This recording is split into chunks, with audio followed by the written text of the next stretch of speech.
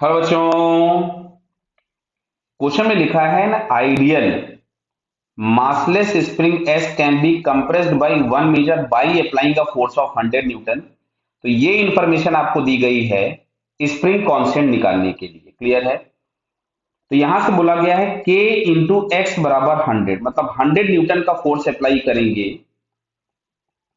तो 1 मीटर का कंप्रेशन हो सकता है। दैट मीन्स जो K हम लोगों के पास आ रहा है इट इज 100 न्यूटन पर मीटर। बराबर है। चलिए आगे पढ़ते हैं क्वेश्चन भाई। लिखा हुआ है this same spring is placed at the bottom of frictionless inclined plane which makes an angle of 30 degree.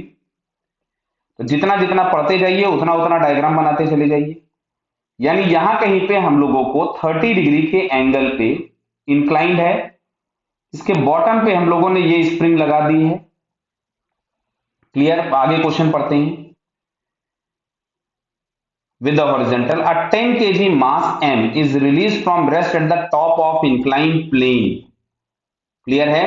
Brought rest momentarily after compressing the spring of 2 metre, मतलब इस स्प्रिंग को 2 मीटर कंप्रेस करने के बाद वो रुक जाता है। तो क्वेश्चन में आपसे पूछा गया कि वो कितना डिस्टेंस मूव किया होगा। तो मान लेते हैं ये स्प्रिंग का फाइनल कंप्रेस्ड लेंथ है, ये स्प्रिंग का कंप्रेस्ड पोजीशन है जो कि यहां से दिया गया है 2 मीटर। कितना दिया गया है? 2 मीटर। क्लियर? चलिए हम लोग मान लेते हैं यहां से लेकर के यहां तक की जो पूरी लेंथ है वो L है, जो कि हम लोगों को क्वेश्चन में कैलकुलेट करनी। इस पूरी लेंथ को हमने L ले लिया। ये जो इसका लोवेस्ट पॉइंट था इस पॉइंट पे हमने रेफरेंस ले लिया। मैं पहले ही बता चुका हूं आपको कि अगर ऑब्जेक्ट की वर्टिकल हाइट चेंज होगी तो आपको ग्रेविटेशनल पोटेंशियल एनर्जी के लिए एक रेफरेंस लेना होगा।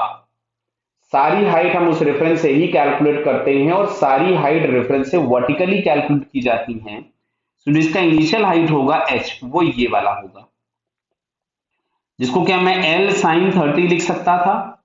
That means L/2। चलिए वापस आते हैं। आपको क्वेश्चन में लिखा है सारे सरफेसेस फ्रिक्शनलेस है, मतलब टोटल एनर्जी कंजर्व रहने वाली है। तो मैं यहां से लिखता हूं total energy initial is equal to total energy final. तो इनिशियल एनर्जी के नाम पे ब्लॉक रेस्ट पे है, स्प्रिंग अभी कंप्रेस्ड है नहीं, तो ब्लॉक की केवल एक हाइट है जिसकी वजह से एक एनर्जी होगी mgh। जब यहां पे नीचे पहुंच गया इस पोजीशन पे ब्लॉक, तो वापस से रेस्ट पे आ गया। क्वेश्चन में ही लिखा हुआ है मोमेंटरी रेस्ट पे आता है, यानी काइनेटिक एनर्जी फिर हो गई जीरो। अपने रेफरेंस पे आ चुका है तो पोटेंशियल एनर्जी हो गई जीरो, मतलब लास्ट में केवल और केवल बची है हाफ के एक्स स्क्वायर। क्लियर? तो चलिए मैं m की वैल्यू पुट करता हूं। m is equal to question में दिया गया है 10 kg। थोड़ी सी इंफॉर्मेशन आप पहले से लिखने तो अच्छा रहता है। 10 g बराबर 10 और h बराबर हो गया L/2। 1/2 के बराबर 100 था और x बराबर लास्ट में दिया है कंप्रेस 2 मीटर, ये दिया हुआ है देखिए। तो साहब यहां से 2 का स्क्वायर, इससे एक ही गायब हो गया। बराबर है। तो यहां से हम लोगों के पास आ रहा है 50L इज इक्वल टू 200। तो L बराबर बेटा आया 4 मीटर। तो 4 मीटर अगर हम लोग चेक करें तो यहां पे हम लोगों को सी ऑप्शन दिखता है। So it's correct answer is C. Okay बेटा, ऑल द बेस्ट।